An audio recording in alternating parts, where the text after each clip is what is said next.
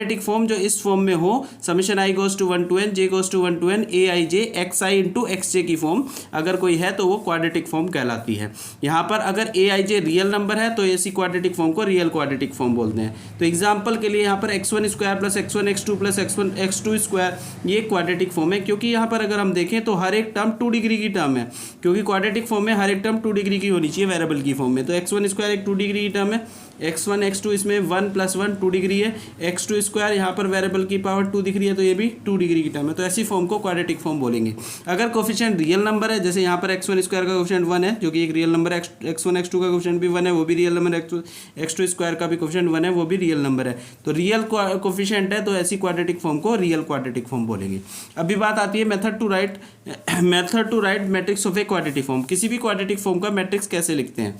तो स्टूडेंट अगर कोई क्वाड्रेटिक फॉर्म हमारे पास ये है फाई, जो कि i goes to 1 to n, summation j goes to 1 to n, a i j x i into x j की फॉर्म में है, तो इस क्वाड्रेटिक फॉर्म के कॉरस्पॉन्डिंग इसकी मैट्रिक्स कैसे कंस्ट्रक्ट करते हैं? तो मैट्रिक्स कंस्ट्रक्ट करने के लिए आपको जस्ट जो भी क्वाड्रेटिक फॉर्म है इसमें एक्स आई एक्स जे की कोफिशिएंट जो भी है ए आई जे, उसको लिखते हुए एक मैट्रिक्स कंस्ट्रक्ट कर लेनी है ए आई जे, और यहाँ से जो मैट्रिक्स क्रिएट होगी कितने ऑर्डर की? n क्रॉस n ऑर्डर की, that will be matrix of quadratic form. Then A is equal to this is matrix of quadratic form.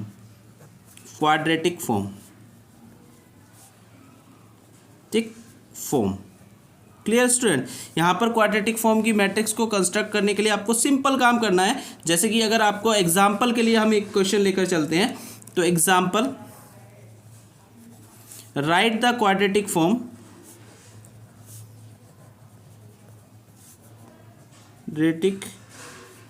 write the matrix of quadratic form, matrix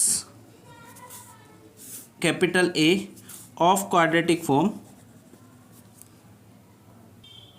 तो यहाँ पर हमें question है write the matrix A of quadratic form x1 square minus 2x2 square minus 3x3 square plus 4x1 x2 minus plus 6x1 x3 minus 8x2 x3। इसकी हमें quadratic form लिखनी है। Also verify it can be written as x transpose ax, और इस तरीके से लिखा जा सकता है, यह पता करना है। एक इसकी क्वाड्रेटिक फॉर्म की मैट्रिक्स भी लिखनी है। तो यहाँ पर क्वेश्चन में हमें गिवन है student quadratic form phi is equal to x1 square minus 2x2 square minus 3x3 square plus 4x1 x2 plus 6x1 x3 minus 8x2 x3, ये क्वाड्रेटिक फॉर्म हमें गिवन है। स्टूडेंट इसकी क्वाड्रेटिक फॉर्म को quadratic form के corresponding matrix लिखने के लिए हमें ये क्लियर है कि मैट्रिक्स में जो ए आई जे यानी कि ith रो jth कॉलम का एलिमेंट होगा वो किसका कोफिशिएंट बनेगा, यहाँ से डेफिनेशन से क्लियर है, वो एक्स आई इंटू एक्स जे के कोफिशिएंट में जो भी आएगा वो नंबर मैट्रिक्स का ith रो jth कॉलम का एलिमेंट बनने वाला है। तो इसी तरीके से हमें पूरी मैट्रिक्स लिखनी है। तो क्योंकि यहाँ पर आपको 3 वेरिएबल दिख रहे हैं मैक्सिमम x1 x2 x3, तो मैट्रिक्स आपकी 3/3 ऑर्डर की बनेगी, यानी कि कोफिशिएंट मैट्रिक्स आपकी कुछ इस तरीके से बनेगी, जिसमें पहला एलिमेंट a11 होगा, फिर a12 होगा, फिर a13 होगा, फिर a21 होगा, a22 होगा, a23 होगा, और स्टूडेंट इसी तरीके से a31 a32 a33 होगा। तो आपको इन सभी की वैल्यू निकालनी है। तो यहाँ से आपको क्लियर है a11 किसकी कोफिशिएंट से आएगा, a11 आएगा। a11 है तो x1 इंटू x1 के इंटू में जो बैठेगा होगा कोफिशिएंट वो a11 होगा। ऐसी a12 कहाँ से आएगा, जो a12 है तो ये x1 x2 का कोफिशिएंट जो बनेगा वो a12 आएगा। a13 कहाँ से आएगा, जो x1 इंटू x3 के इंटू में होगा वो a13 होगा। ऐसी a21 कैसे आएगा, x2 इंटू x1 के कोफिशिएंट में जो होगा वो a21 होगा। तो इस तरीके से हम मैट्रिक्स कंस्ट्रक्ट कर पाएंगे कोफिशिएंट ढूंढकर। तो यहाँ पर हमारा x1 स्क्वायर है तो इसको हम इस तरीके से ब्रेक कर लेते हैं। x1 स्क्वायर को हम x1 इंटू x1 लिख सकते हैं, इसका कोफिशिएंट यहाँ 1 दिख रहा है। फिर नेक्स्ट टर्म हम लिख लेते हैं कि a12 चाहिए ना हमें x12, तो x12 के कॉरस्पॉन्डिंग a12 कोफिशिएंट किसका होगा, x1 x2 का। तो x1 x2 इस फॉर्म में हम देखें तो क्या आ रहा है 4x1 x2, बट इसे हम 2 जगह ब्रेक करके लिख सकते हैं। x1 x2 को हम x2 x1 भी लिख सकते हैं, क्योंकि हमें सेकंड और फर्स्ट कॉलम का एलिमेंट भी चाहिए। तो इसलिए x1 x2 के कोफिशिएंट को 2 पार्ट में हाफ ब्रेक कर लेंगे। एक बार इसे x1 x2 लिखेंगे, एक बार इसे x2 x1 लिखेंगे। जैसे 4x1 x2 है तो इसका आधा यानी कि 2x1 x2 यहाँ पर लिख लेंगे।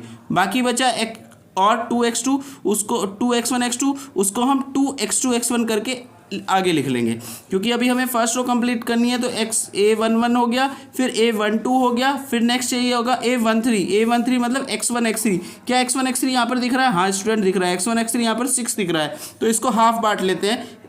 यहाँ पर 6 X1 X3 को भी आधा कर लेते हैं, तो 3 यहाँ पर पहले लिख लेंगे, 3 X1 X3। बाकी बचा 3 X1 X3, उसे हम 3 X3 X1 में यूज़ कर लेंगे। ये बाकी बच गया, बाद में हमें लिखना है। उसके बाद नेक्स्ट स्टूडेंट हम अब सेकंड रो पर जाते हैं। A21 चाहिए। A21 किसका कोफिशिएंट होगा? X2 X1 का। X2 X1 हमारे पास पहले से ही बच रहा है यहाँ पर, ये जो हमारा 4 X1 X2 में से आधा हमने 2 X1 X2 में यूज़ कर लिया, इसे हम हाफ जो बच रहा है उसे 2 X2 X1 में यूज़ कर लें, 2 X2 X1 में यूज़ कर लेंगे, ठीक है। उसके बाद सेकंड रो की चल रही है बात। अब A22 चाहिए। A22 मतलब X2 X2 का कोफिशिएंट, X2 X2 मतलब X2 स्क्वायर। तो X2 स्क्वायर आपका कहाँ पर है? यहाँ पर। तो ये तो एक ही टर्म है, तो इसलिए इसको हम पूरे को यहाँ पर लिख लेते हैं, 2 X2 स्क्वायर को X2 इंटू X2, ठीक है। इसके बाद नेक्स्ट आपको चाहिए A23। A23 कहाँ से आएगा? A23 मिलेगा आपको X2 X3 के कोफिशिएंट से। क्या X2 X3 यहाँ पर दिख रहा है? हाँ दिख रहा है स्टूडेंट, 8 X2 X3 दिख रहा है। बट यहाँ पर ये 8 X2 X3 को हम हाफ लिखेंगे, क्योंकि X3 X2 में भी काम आने वाला है। तो -8 में से आधा यानी कि 4 X2 X3 यहाँ पर लिख लेंगे। बाकी बचता है हमारा -4 X3 X2, उसे हम बाद में लिखेंगे, ठीक है।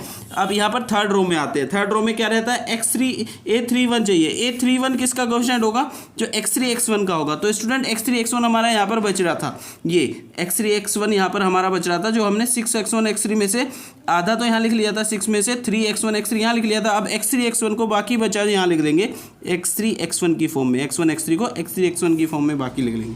बाकी A32 की बात करें तो A32 स्टूडेंट कहाँ पर आएगा? X2 X3 हमने जब लिखा था तो X2 X3 लिखा था, उसमें से हमारा 8 X2 X3 था, उसमें से हमने हाफ यानी कि -4 X2 X3 लिख लिया था। बाकी बच रहा है -4 X2 X3 और बच रहा है, उसे हम -4 X3 X2 लिख लेते हैं, ठीक है स्टूडेंट। नेक्स्ट रह जाता है हमारा A33 मतलब X3 स्क्वायर, क्योंकि A33 को X3 X3 का क्वेश्चन से पता लगेगा ना, तो ये हमारा है -3 X3 X3 से हम ऐसे लिख सकते हैं। अभी आप कोरस्पोंडिंग मैट्रिक्स लिख सकते हैं। तो मैट्रिक्स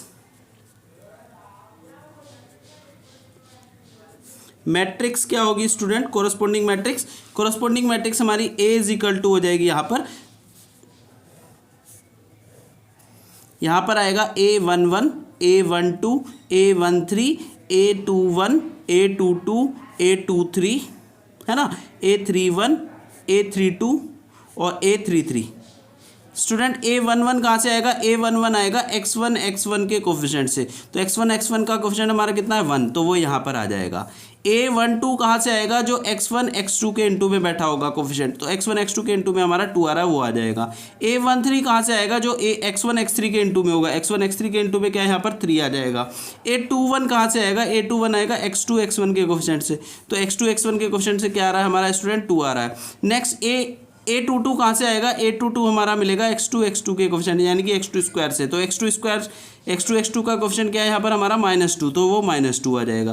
फिर नेक्स्ट आपको A31 चाहिए, तो A31 होगा X3 X1 का कोफिशिएंट। तो X3 X1 का कोफिशिएंट हमारा कितना था स्टूडेंट? यहाँ पर 3 था, सॉरी। नेक्स्ट हमें चाहिए A23 होगा X2 X3 का कोफिशिएंट। तो X2 X3 का कोफिशिएंट स्टूडेंट यहाँ पर कितना है? -4, तो ये -4 आ जाएगा। नेक्स्ट A31 चाहिए, तो जो X3 X1 का कोफिशिएंट होगा वो हमारा 3 है। ऐसे ही यहाँ पर ये -4 आ जाएगा X3 X2 के कोफिशिएंट से, और ये -3 आ जाएगा। तो ये आप लोगों को कोफिशिएंट मैट्रिक्स यहाँ पर A मिल जाती है। कोफिशिएंट मैट्रिक्स में 1 2 3 2 -2 -4 एंड यहाँ पर ये आ जाएगा 3 -4 -3, ये हमारी कोफिशिएंट मैट्रिक्स मिल जाती है। अभी क्वेश्चन में अगर हमसे कहा है कि हाँ वेरीफाई करो कि X ट्रांसपोज AX की फॉर्म में इसे क्वाड्रेटिक फॉर्म को लिखा जा सकता है, तो उसके लिए हम यहाँ पर एक matrix coefficient matrix X consider कर लेते हैं, जो कि क्या होगा? Coefficient matrix X is equal to यहाँ पर हो जाएगी X1 X2 X3, ठीक है। Then X transpose AX matrix निकाल लेते हैं। X ट्रांसपोज हमारा हो जाएगा X1 X2 X3, ये X ट्रांसपोज हो गया। A कोफिशिएंट मैट्रिक्स हमारी ये हो गई 1 2 3 2 -2 -4 3 -4 -3, और एक्स मैट्रिक्स हमारी ये column matrix x1 x2 x3 होगी। स्टूडेंट इसकी हम रो बाई कॉलम मल्टीप्लाई कर लेंगे। अगर आप रो बाई कॉलम इसकी मल्टीप्लाई करेंगे तो मल्टीप्लाई करके आपको पहले इन दोनों की इंटू करेंगे, फिर जो आएगा फिर इसकी इससे इंटू करेंगे, तो सिंप्लीफाई करके आपको जो फॉर्म मिल जाएगी वो यही मिल जाएगी, x1 square minus 2x2 square minus 3x3 square minus 4x1 x2 plus 6x1 x3 minus 8x2 x3। तो यहाँ से वेरीफाई हो जाता है कि ये जो फॉर्म है वो phi is equal to quadratic form ऐसे लिखी जा सकती है, minus 3x3 square minus 4x1 x2 plus 6x1 x3 minus 8x2 x3। तो इस तरीके से ये वेरीफाई हो जाएगा। स्टूडेंट इस तरीके से आप ये क्वेश्चन एग्ज़ाम में आए तो कर सकते हैं, बहुत सिंपल क्वेश्चन है।